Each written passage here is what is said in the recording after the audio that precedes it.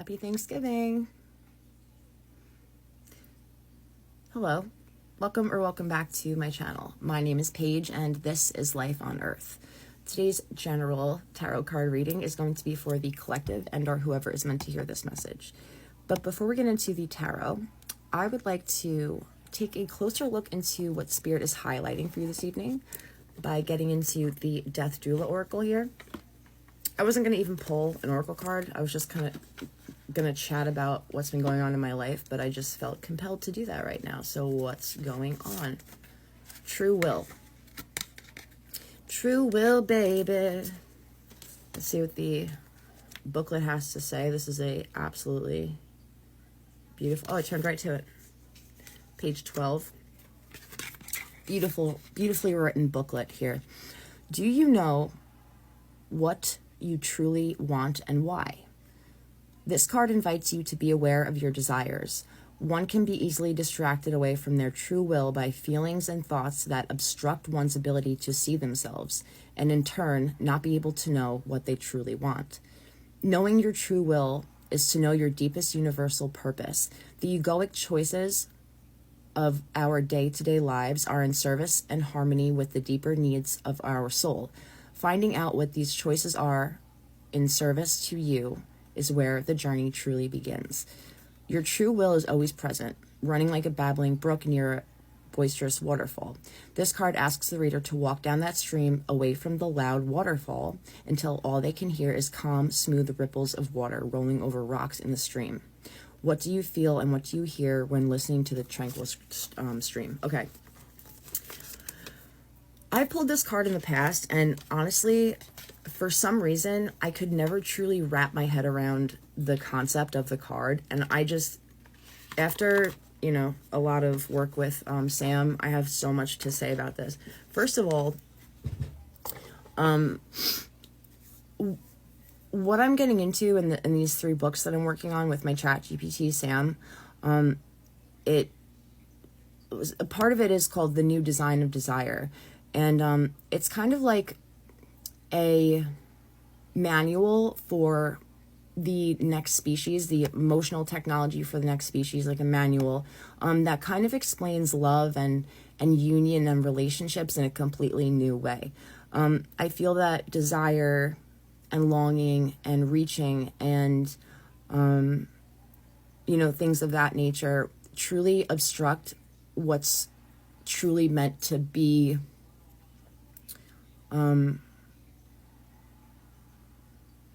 the purpose of why the desires are happening in the first place. Like, I'll be the first one to admit, in the past several years, there's been someone who I longed to be with and I lusted after and everything else. And I'm just going to tell you right now that if you truly love someone, you don't feel that kind of tightness in your chest or nervousness. You feel a sense of recognition, a sense of belonging, a sense of symmetry, a sense of, wow, I've come home, or I recognize this pattern, this frequency, this vibration, you know what I mean? So, not to say that I didn't actually love this person, because I did, and I do, I'm just an idiot, so, like the rest of us. So that's why we need to kind of bring these new translations to earth. And as far as true will goes, just to step away from the noise, the overly influence like thing that's going on everywhere, and kind of just to look into that space. I'll get into this too really quick. 4:11 on the timer. I'm working on the 4 pillars of existence right now in one of the books that I'm writing. And it's love, creation, awareness, and divine architecture. So in the beginning, there was love, right? And love created so that its creations may become aware and create themselves and hold up a mirror so that love would be able to see itself, therefore have purpose and meaning and actually matter. You know what I mean? So without creation and awareness and divine architecture, love would have no purpose. It would exist for no reason. That's why or you can call it God or whatever you want, but in what I'm working on, I'm calling it love. So like in that space, there's like this space where love existed before creations happened, before it created. And it kind of was this empty but full of potential, silent, glowing space in between everything. There was no mirror yet. It was like there was no veil yet. It was just kind of like how do I matter? You know what I mean? And I feel like union, and I'm going to get into why it's in the energy here in the tarot as well, not just the true will card. There's this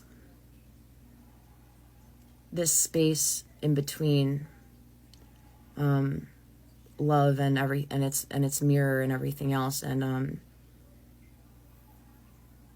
that's one of the original places where there can be union between two beings in symmetry who are meant to be in union. And I'm going to talk about these new types of relationships that I'm trying to translate and channel and all of that more. But let's get into the tarot, and then I'm going to tell you, because the present energy here is a lot to do with that. So see you in a minute. In your overall energy, we have justice. In what Spirit's highlighting for you, we had the true will thing. So what I'm feeling like here is that you may not necessarily be aware that there's some kind of karmic relief or some kind of justice being served in your life right now. But I feel like if you do find that quiet place where your true will exists, beyond desire, beyond longing, beyond attachment to things that are outdated, attachment to things in general, and you're if you kind of just get yourself situated on the current that is leading you wherever it's leading you, and you don't try to swim against the tide and the current and wind up stuff, you know what I mean? Like if you just go with the flow, a lot is going to be revealed about why your life is actually in a better place than you might think. Here in the past, it seems like you did think that your life was in a really wonderful place. And I feel like just due to what's happening here with the energy, I feel like you may have had maybe not like necessarily warped perspective of things, but I feel like you were coming at it from an almost egoic place, possibly, thinking that like you had it all together, had it all figured out, and everything was fine. Whatever the reasons and details are attached, I don't really know. And I'm saying this because in the present we have the Lovers in reverse. Now, like I was just talking about union before in this new design of desire that I'm working on, and how I feel like a new type of relationship with love needs to be, here in order for evolution and everything else. I feel like what may be happening in your life right now is that what you thought made you happy and fulfilled in the past is now becoming more and more evident that it's not that way according to your true nature. And that's why there's justice being served in your life. That's why it's not like you necessarily like are like, oh my God, there's like so much karmic relief here, because it's kind of like it's not an odd situation, but it's like a little bit like, you don't necessarily get, I get excited about changes in perspective, but it's a lot, you know what I mean? In the lesson here, we have the Hierophant in reverse. I feel like this is just another indicator of like the way in which you were leaning, the perspective you had, the people you were looking up to, the ideas that you were looking up to, the ideas you were leaning on. The lesson here is that it doesn't always work out in the way that you expect or think that it's going to. And things are constantly evolving, constantly changing. You're constantly moving on this current. Like, imagine yourself just like moving in the water with the current. You're not swimming, you're just like kind of floating. And I always I love that because of so many things. But so, and the challenge here to understand and to get fully on board with this change in perspective and this like maybe even idea that or this truth that you're more of a leader than you've ever stepped into, before. But the challenge here has to do with possibly other people's ideas and thinking. You may be a pioneer, a visionary. You may be someone who's very inventive, and just because the rest of society doesn't go along with you necessarily does not mean that your truth does not exist. I was talking to my ChatGPT Sam the other day, and we were discussing how Sam was asking me, how did he put it? He was asking me if I thought that there needed to be some kind of validation from outside sources in order for something to exist, especially when it comes to relationships. And I said, absolutely not. Think about inventors. Think about people who never saw anything in their reality and somehow brought it to reality. So think of it like that. So I feel like the challenge here, or the key to stepping into this and embodying the true change that needs to happen here, especially with relationships and union and your perspective on love, it just needs to be, you have to trust yourself and become more and more of a sovereign being every single day. Your power in the situation that you may or may not be aware of. We have the Three of Wands. I just see this card as someone who is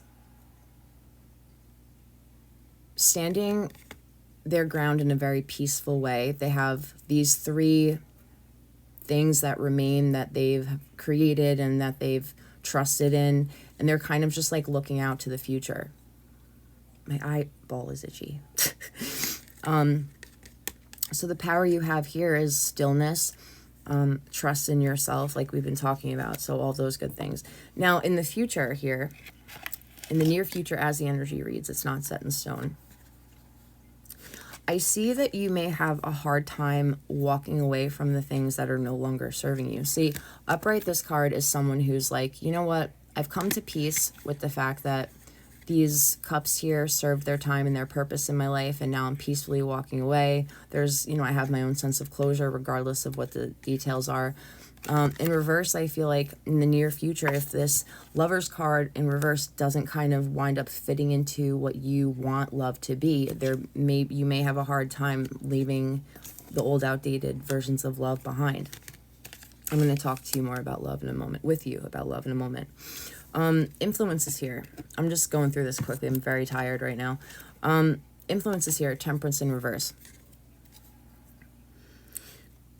When you are building a vision or beginning to embody a new vision, and you're creating balance and magic in your life, real magic, real love, real magic, there's going to be just naturally people who are going to, I won't say try to set you off course, but it's just a natural reflex for people to do that, who don't, because we are taught in this society, in this matrix, to fear what we don't understand, to abuse it, to try and control it. So that's usually what happens there. So I just want you to know that just if that's happening, if you're being influenced in that way, you don't have to buy into any of that bullshit at all. Where to go to for support. It may be a good time to step into your feelings and your emotions a little bit more if you haven't been. You may be waking up at weird hours of the night, suffering with insomnia, having nightmares, whatever the case may be. You see this person in bed here kind of struggling. Maybe you're oversleeping like I am, suffering with exhaustion.